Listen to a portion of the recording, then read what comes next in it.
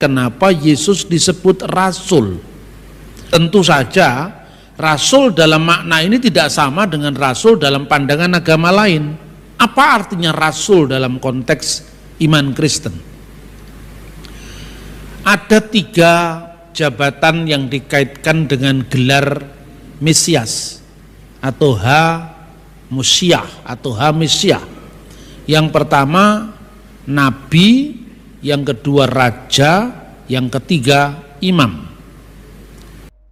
Dr. Bambang Norsena bongkar tuntas arti Yesus sebagai rasul atau utusan dalam konteks iman Kristen.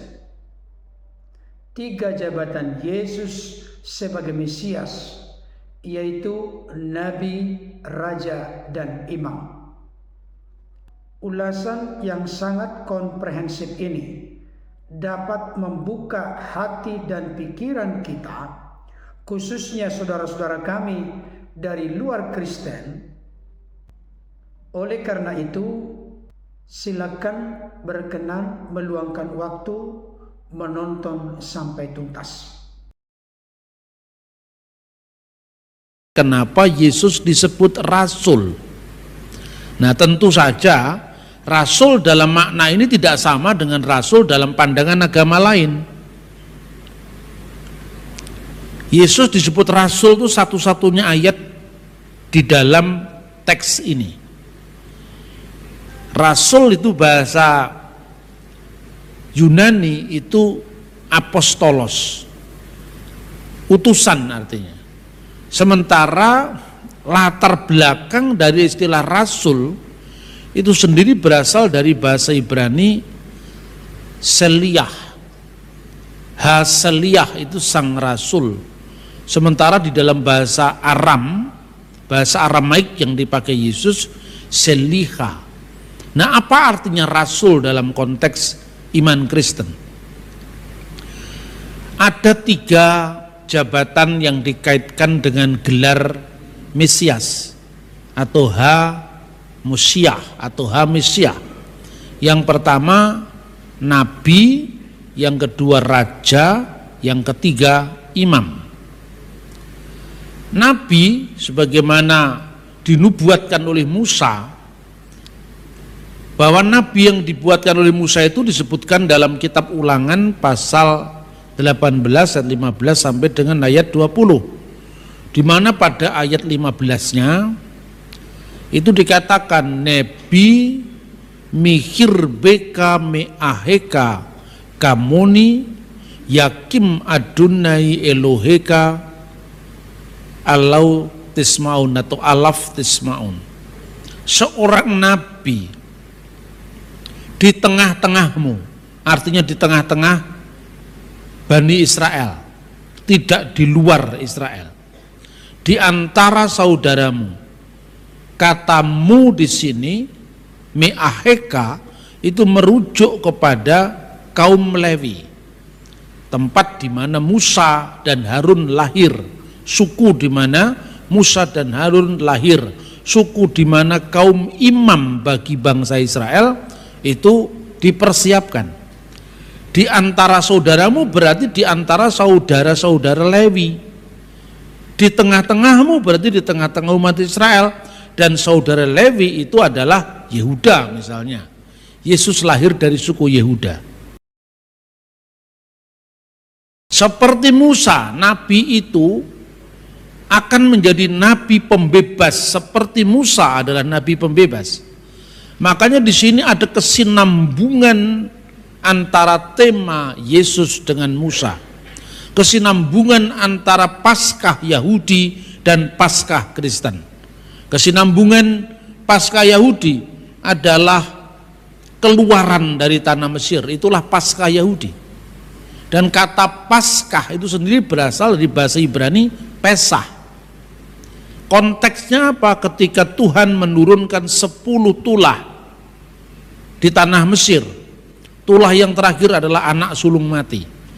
Tapi di rumah-rumah orang Israel yang ada tanda darah anak domba, maka rumah itu akan dilewati oleh kematian.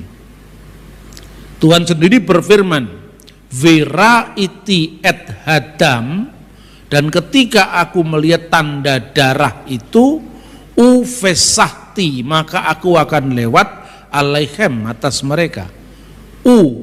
Dan atau maka, pesah, dilewati, tiku, dilewati, maka aku akan melewati rumah-rumah yang ada tanda darah anak domba, yaitu tanda darah penebusan.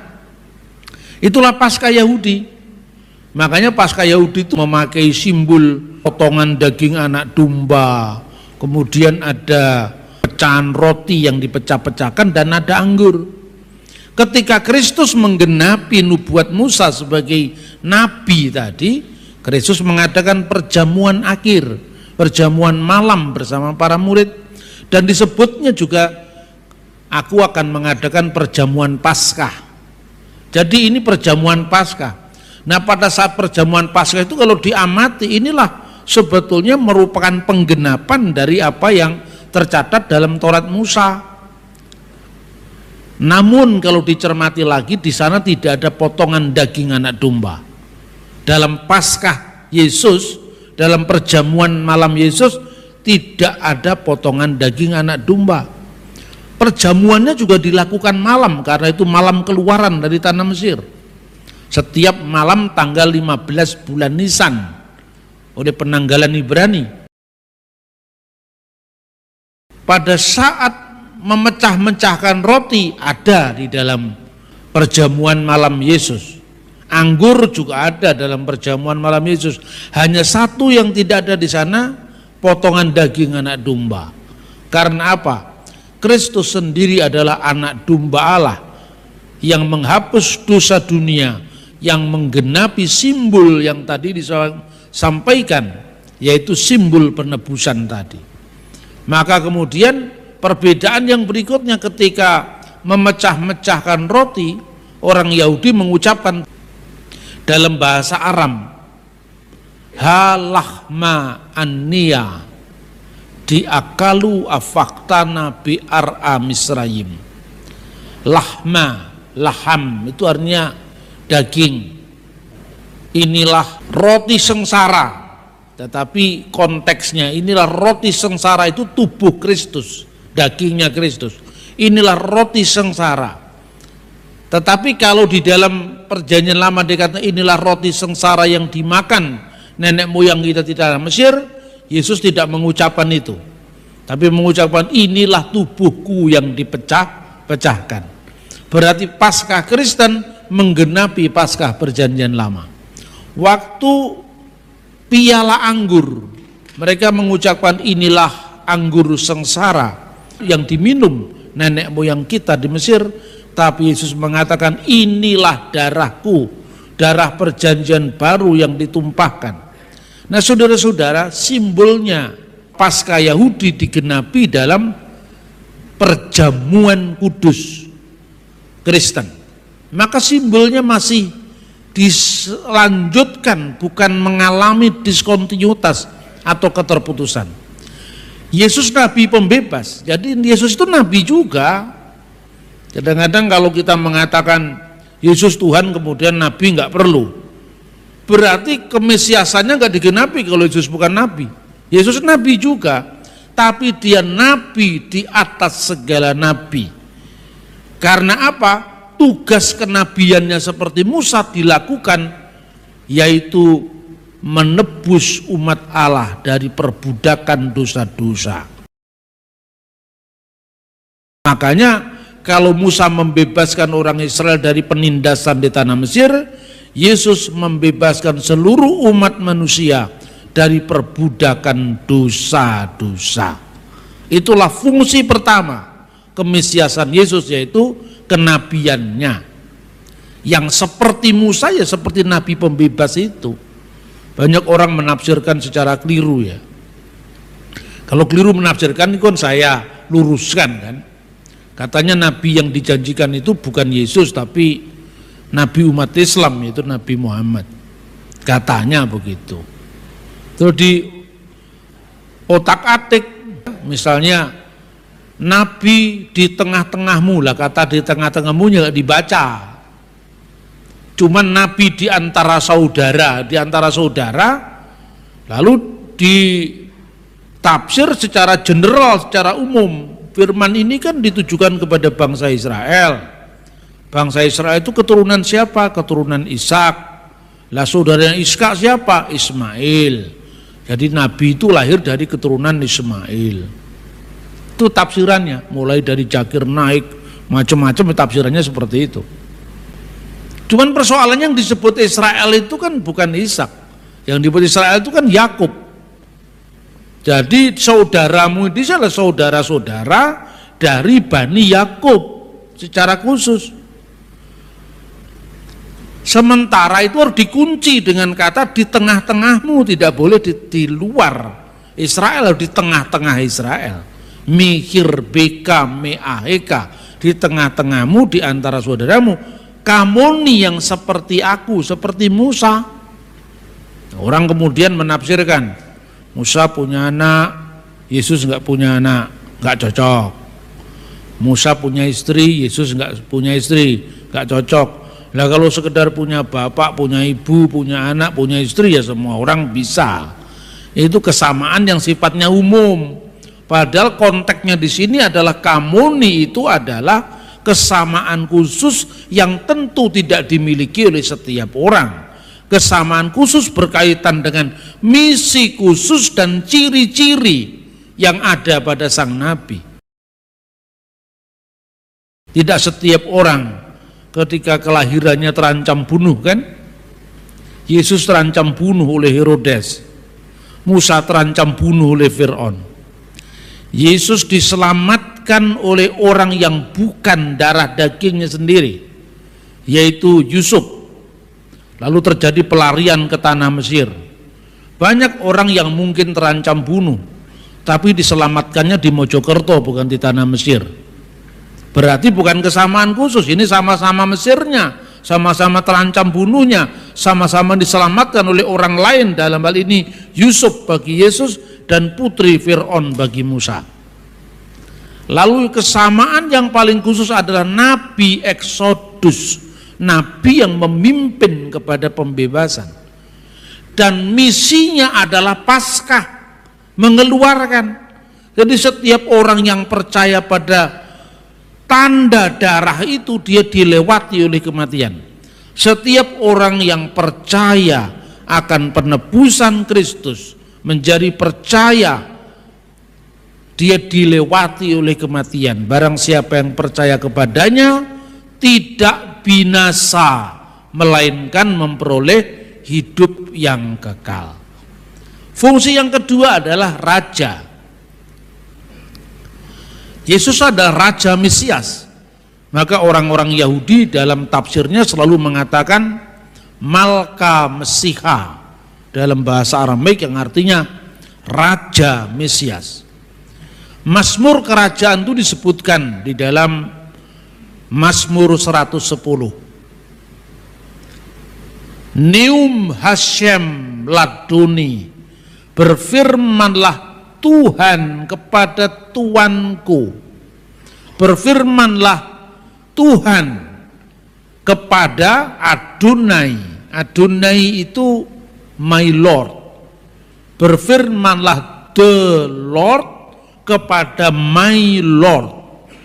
The Lord itu tetragramaton, YHWH, Yod He Vav He. Itulah nama ilahi Tuhan dalam perjanjian lama. Berfirman kepada Adonai, Adonai itu dimaknai Raja Mesias yang akan datang. Jadi gelar Yesus sebagai Tuhan itu bukan ciptaannya Paulus, bukan ciptaannya Konsili Nikea, tetapi itu penggenapan nubuat mesianik dari kitab suci perjanjian lama, khususnya Mazmur 110. Jadi ketika Yesus disebut Tuhan, itu bukan dalam pengertian Tuhan kok bisa mati, bukan itu. Tuhan yang nggak bisa mati lah. Ya kalau Tuhan itu kan jabatan, Adonai itu my Lord, itu jabatan, fungsional. Kalau misalnya orang sering kali menyerang itu, saya katakan, Masa Tuhan mati, Pak? Tuhan itu fungsional. Sekarang bandingkan kalau itu diterjemahkan dalam bahasa Jawa, kira-kira aneh apa enggak? Gusti patih sampun sedo misalnya. Ayo yang sedo patihnya apa? Misalnya patihnya namanya Patih Logender misalnya. Yang mati kan orangnya, jabatannya ndak bisa mati. Kalau misalnya Gusti Pangeran Diponegoro sampun sedo, yang sedo kan Diponegoro, Pangeran, Gusti Pangeran kan nggak sedo, ya toh? Tapi kalau konteksnya Gusti Allah ya ndak bisa mati. Yesus itu dilihat dari konteks apa dulu? Kalau konteks kemanusiaannya, dia yang dibunuh dalam keadaannya sebagai manusia. 1 Petrus pasal 3 ayat 18. Nah, coba ketika kata Tuhan kita terjemahkan bahasa Inggris Lord. Kan Lord Charles itu mati, kan yang mati Charlesnya. Tapi kalau Lord God tidak bisa mati. Kalau Lord Jesus Christ harus dilihat apanya dulu yang tunduk pada kuasa maut, kemanusiaannya. Makanya apa? Dia yang dibunuh dalam keadaannya sebagai manusia, tetapi sebagai firman Allah, dan firman Allah itu adalah Allah, tidak bisa mati. Berfirmanlah Tuhan kepada tuanku, duduklah di sebelah kananku. Inilah Mazmur kerajaan. Kenapa? Karena bait suci itu terdiri dari 3 ruangan. Ruangan Maha Kudus, ruangan kudus, dan halaman. Ruangan Maha Kudus itu karena bait suci menghadap ke timur, sebelah kanannya itu istana Daud. Artinya apa? Tuhan hadir di ruang Maha Kudus, Tuhan bersekinah di ruang Maha Kudus, dan sebelah kanan ruang Maha Kudus itu adalah istana Daud. Jadi artinya Mesias yang akan datang adalah Raja segala raja. Dia adalah penguasa atas tahta Daud yang kekal, yang tidak pernah binasa. Makanya dalam pengakuan iman dikatakan dan kerajaannya tidak berkesudahan. Ini Mazmur kerajaan yang berbicara tentang nanti Mesias akan jadi raja yang kekal.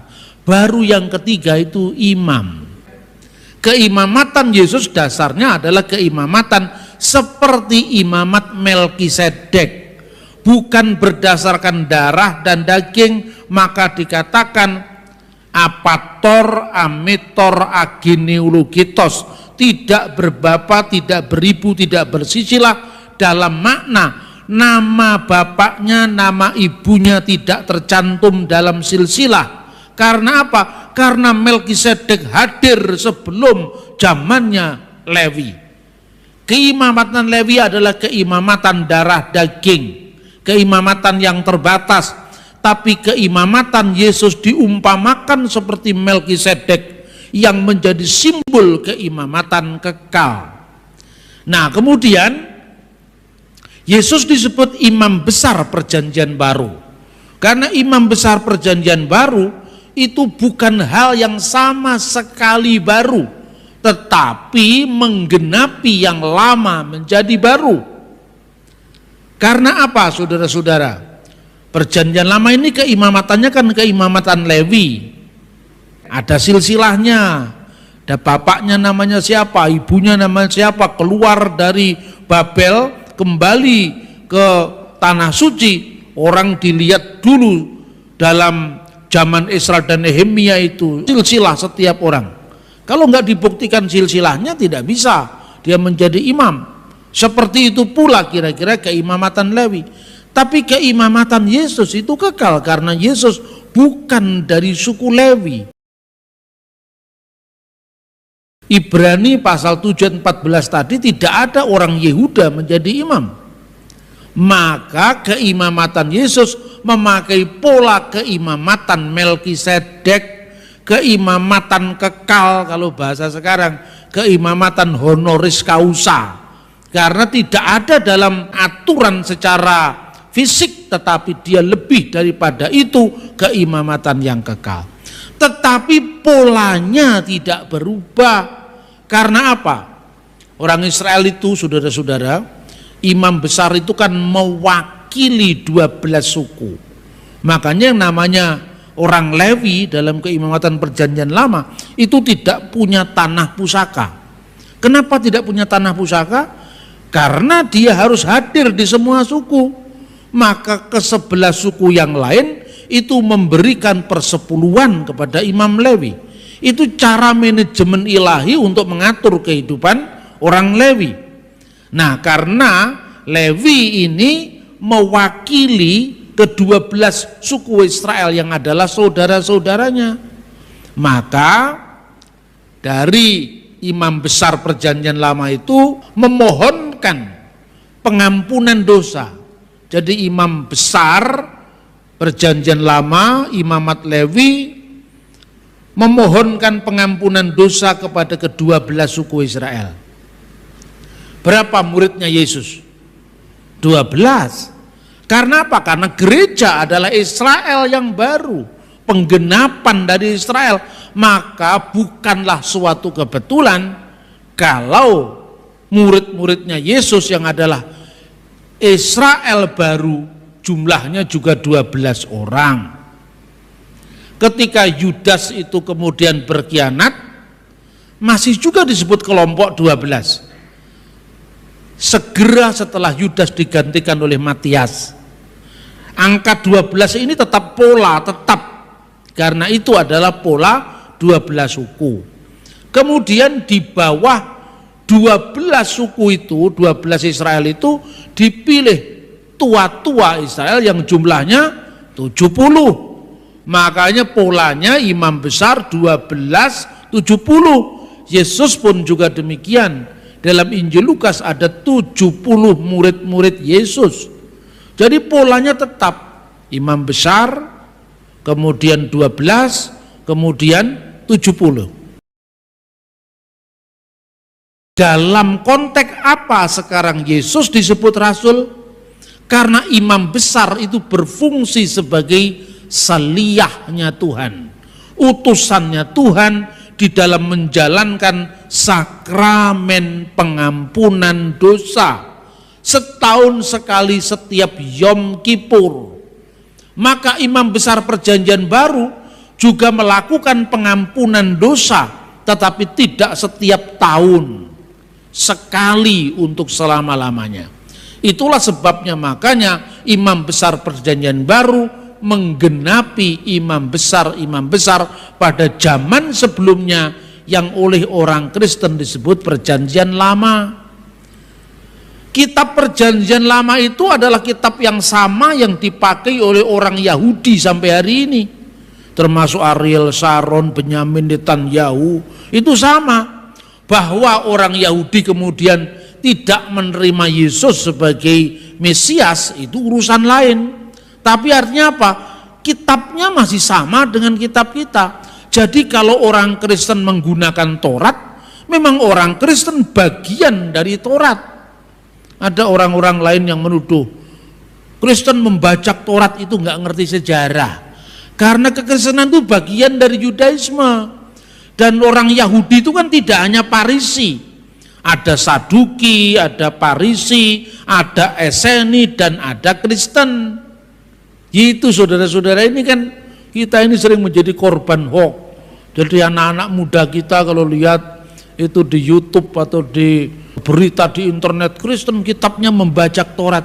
Lah Yesus itu Yahudi, Petrus itu Yahudi, Paulus itu Yahudi. Semuanya berangkat dari Yudaisme. Dan dalam Yudaisme sendiri ada penghayatan yang beragam tentang hubungan mereka dengan Taurat. Misalnya, orang Parisi itu disebut sebagai penafsir Taurat. Orang Eseni, itu sekte Yahudi yang sekarang sudah punah, yang meninggalkan bagi kita kitab-kitab suci perjanjian lama yang usianya lebih dari 2000 tahun sampai sekarang masih eksis, Jadi stop orang yang mengatakan Alkitab dipalsukan itu tidak ilmiah. Secara historis tidak bisa dipertahankan, secara arkeologis ditertawakan. Karena apa? Buktinya ribuan tahun masih ada kok naskahnya. Saudara-saudara, naskah Laut Mati. Orang-orang Esseni menyebut diri sebagai OCH Torah. Yang artinya apa? Pelaku Taurat.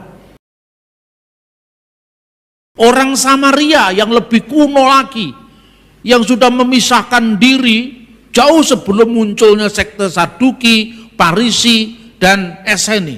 Orang Samaria menyebut diri mereka Shomer HaTorah, penjaga Taurat.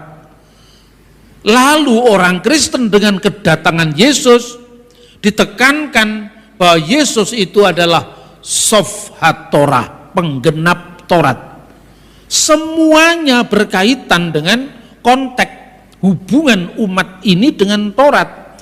Karena Kristen, karena Kristianitas itu meyakini bahwa kedatangan Yesus adalah Sof HaTorah, penggenap Taurat, maka era sebelum kedatangan Yesus disebut era perjanjian lama. Karena apa? Perjanjian baru sudah datang, seperti yang dinubuatkan oleh Nabi Yeremia dalam kitab Yeremia pasal 31 ayat 31, bahwa Tuhan akan mengadakan perjanjian baru dengan umatnya, yaitu umat Israel dan umat Yehuda. Tuhan tidak lagi menuliskan hukumnya di atas loh batu, tapi dituliskan di atas loh hati mereka. Penggenapannya seperti apa? Kalau loh batu dituliskan dengan jari Allah, Anoki Adonai Eloheka Aser Hosetika Me'aret Misrayim Mibet Afadim Lo Yihye Lecha Elohim Akhirim Alpanai, dan seterusnya 10 perintah Allah itu. Di sana ada fenomena alam yang takjub yang membuat orang Israel saat itu ketakutan dengan fenomena itu. Makanya dia mengatakan, aku tidak mau lagi melihat Tuhan dalam fenomena yang dahsyat ini. Lalu Tuhan menjawab doa orang Israel, baik kalau begitu, seorang nabi di tengah-tengahmu, di antara saudaramu akan dibangkitkan oleh Tuhan Allahmu, hendaklah dia yang kamu dengarkan. Jadi konteksnya ayat itu adalah ketika Tuhan menjawab bahwa orang Israel takut mati karena fenomena turunnya 10 perintah Tuhan tadi, maka penggenapannya era perjanjian baru. Tuhan mengirimkan Roh Kudus-Nya dalam bentuk lidah-lidah api yang memasuki kepala para murid dalam Kisah Rasul pasal 2, karena itu menggenapi dituliskannya Torah ke dalam hati kita, di dalam kalbu kita. Tuhan dalam janjinya kepada Nabi Yeremia, aku akan menuliskan hukumku di dalam hati, di dalam batin mereka. Jadi kalau orang menyebut perjanjian lama karena perjanjian baru sudah datang. Tapi kalau orang Yahudi tidak mau menyebut perjanjian lama, meskipun kitabnya ya kitab itu juga dari Kejadian sampai kitab Maleaki, tetap itu tertulis Tanak, Torah, Nevim, Ketuvim, kitab Taurat, kitab nabi-nabi, dan kitab-kitab tulisan suci yang lain. Itu penggenapannya, saudara-saudara. Maka imam besar itu berfungsi sebagai apostolos, sebagai saliyah, sebagai utusan. Begitu juga kepala sinagog, kepala rumah ibadat itu disebut seliyah, seliyah hasibur. Artinya apa? Utusan kongregasi. Dalam konteks inilah Yesus disebut rasul, karena Yesus adalah imam besar perjanjian baru. Jadi tidak ada hubungannya dengan rasul dan nabi dalam Islam. Kita kan tidak boleh mengukur agama orang lain dari ukuran kita. Begitu juga kita juga tidak mau diukur agama kita dari ukuran agama orang lain. Kalau di Islam rata-rata itu orang menafsirkan nabi adalah orang yang menerima wahyu Allah dan tidak wajib menyampaikannya kepada umat. Kalau rasul itu adalah seorang yang menerima wahyu Allah dan wajib menyampaikannya kepada umat. Jadi seorang rasul sudah pasti nabi, nabi belum tentu rasul. Ya itu ajaran Islam, silahkan. Tapi jangan mengukur ajaran Islam untuk Kristen. Lah Yesus sendiri disebut rasul dalam Ibrani pasal 31. Kenapa Kristen menyebutnya Tuhan? Kan gitu kan. Nah terus kalau saya bilang, udahlah, dalam hubungan lintas agama itu kita tidak terlalu berambisi. Kan biasanya ngotot, Yesus itu Tuhan apa rasul pak? Sekarepmu apa saiki? Rasul coba sekarep-karep mengkono ngalion. Kowe jangan ngaco tok, itu agamamu ya agamamu, agamaku ya agamaku. Tapi kalau kamu mau duduk mendengar, tidak mengambil kesimpulan dulu, ayo kita minum kopi sama-sama. Saya jelaskan. Tapi kalau belum apa sudah bawa kesimpulan, Yesus rasul apa nabi? Itu pertanyaannya salah. Yesus rasul apa Tuhan? Lo Kristen tidak pernah mempertentangkan kerasulan dengan ketuhanan. Karena kerasulan itu adalah fungsional dari imam besar. Ketika firman menjadi manusia dan dia sebagai imam besar perjanjian baru, tugasnya sebagai rasul bagi umat perjanjian baru dalam konteks upacara korban yang sudah digenapi, sehingga setiap orang yang percaya kepadanya tidak binasa melainkan memperoleh hidup yang kekal. Teman-teman kadang-kadang juga menanyakan, ini nabi, terus kenabian kita diukur dari kenabian mereka. Masa Lot itu kayak gitu disebut nabi? Terus saya tanya, sing ngomong Lot nabi itu ya sopo? Wong di Alkitab Lot nggak pernah disebut nabi.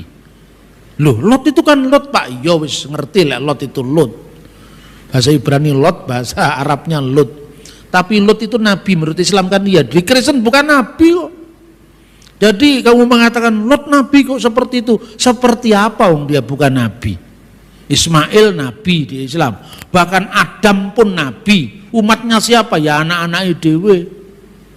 Ini pandangan yang berbeda. Jadi pandangan yang berbeda jangan kemudian disama-samakan. Kehidupan toleransi itu adalah membiarkan orang lain pada pilihannya, pada teologinya masing-masing, tidak saling mengintervensi. Ini berkali-kali selalu saya tekankan, termasuk ketika saya memberi kuliah umum di beberapa universitas Islam. Pertanyaannya selalu begitu. Lalu saya katakan, loh Pak, definisinya aja belum ketemu kok Bapak mau nanya Yesus itu rasul apa Tuhan? Itu rasul itu apa dulu?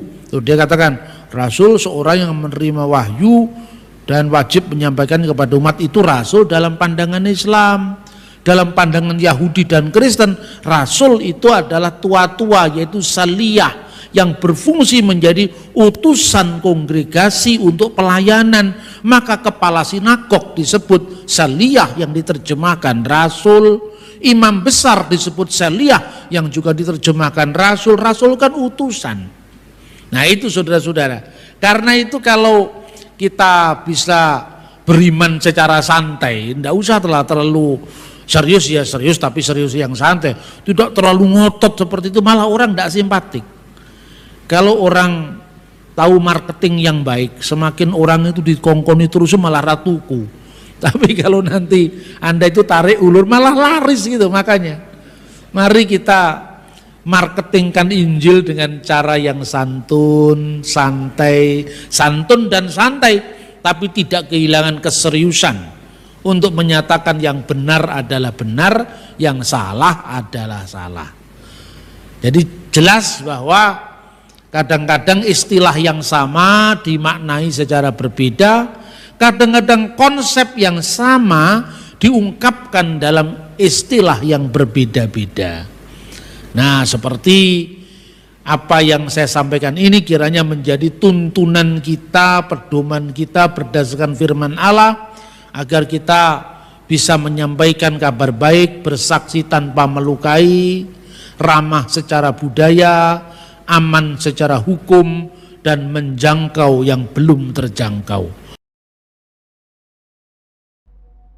Fakta yang tidak terbantahkan, di dalam perjanjian lama ada 3 jabatan yang memerlukan pengurapan khusus, yakni nabi, raja dan imam. Nabi Elisa ketika ingin mengemban jabatan atau tugasnya sebagai nabi, dia harus terlebih dahulu diurapi. Daud sebagai raja bagi Israel harus diurapi terlebih dahulu. Imam Harun yang akan menjabat sebagai imam besar di dalam Israel juga harus diurapi terlebih dahulu. Jadi sebenarnya baik nabi, raja maupun imam di Perjanjian Lama dapat dikategorikan sebagai Mesias. Karena pengertian Mesias yang mana dalam Perjanjian Baru disebut dengan Kristus, artinya adalah yang diurapi. Tetapi kemesiasan Yesus tentu berbeda dari Mesias yang mengemban jabatan imam, nabi, raja di dalam Perjanjian Lama. Kenapa demikian? Karena Yesus itu tidak hanya Mesias, tetapi Ha-Masiah. Artinya Mesias di atas Mesias, atau Mesias dari segala Mesias. Oleh karena di dalam pribadi Yesus melekat jabatan sebagai nabi, raja, dan imam. Itulah tadi yang secara lugas dan mendalam dipaparkan oleh hambanya Dr. Bambang Nursena. Ketika kita membuka hati pikiran, menyaksikan, menyimak, mendengarkan secara teliti dan cermat apa yang disampaikan oleh hambanya Dr. Bambang Nursena, maka kita dapat membuat sebuah konklusi atau kesimpulan.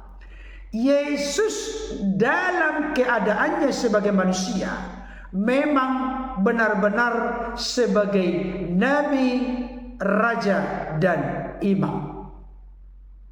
Bahkan kehadiran Yesus adalah penggenapan dari seluruh nubuatan para nabi di dalam Perjanjian Lama. Kiranya saudara-saudara kami dari luar kekristenan boleh terbuka mata hati, mata rohaninya untuk mengerti dan memahami bahwa Yesus dalam keadaannya sebagai manusia adalah benar-benar rasul atau utusan. Tetapi utusan yang berbeda dari semua utusan. Karena Yesus itu tidak dapat dimengerti, dipahami hanya dalam natur keadaannya sebagai manusia. Sebab Yesus adalah utusan yang turun dari sorga. Yohanes 6 ayat 38. Dan Yesus adalah utusan yang keluar dan datang dari Allah. Yohanes 8 ayat 42. Dan Yesus itu tidak bisa disamakan dengan rasul atau utusan yang lain. Sebab Yesus memiliki jabatan yang komplit dan lengkap, sekaligus sebagai nabi, raja, dan imam.